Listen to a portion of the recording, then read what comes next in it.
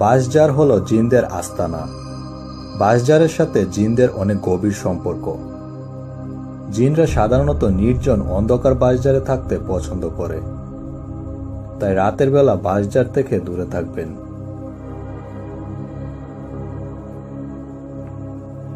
তাল গাছেও জিন থাকে। পুকুর পাড়ে ও রাস্তার আশেপাশে তাল গাছ দেখা যায়।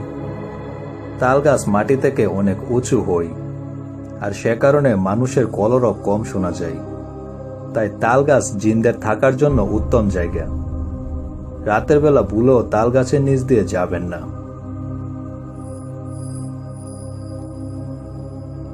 সাতিম গাছ শহর অঞ্চলে নেই বললেই চলে, তবে গ্রাম অঞ্চলে সবচেয়ে ভয়ঙ্কর গাছ হিসেবে প্রায় সবার কাছেই পরিচিত সাতিম গাছ।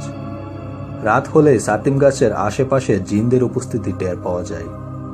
দিনের বেলা জিনরা সাপের রূপ ধারণ করে গাছের আড়ালে লুকিয়ে থাকে।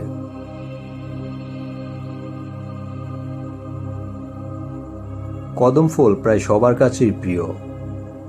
কদম ফুল যেমন অনেক সুন্দর, ঠিক তেমনি ভয়ঙ্কর কদম গাছ। সন্ধ্যার পর কদম গাছের চারপাশে জিনরা এসে বীর জমায়।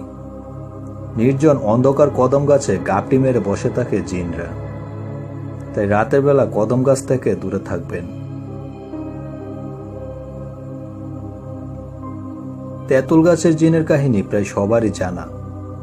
গভীর রাতে তেঁতুল গাছে সাদা কাপড় পরে কারা যেন পা ঝুলিয়ে বসে থাকে আর ফিসফিসিয়ে কথা বলে।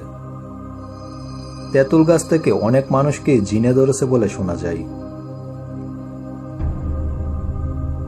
এমন আরো অসংখ্য ভিডিওর জন্য সাবস্ক্রাইব করুন ভূত আকাশ অফিসিয়াল ইউটিউব চ্যানেলটিকে।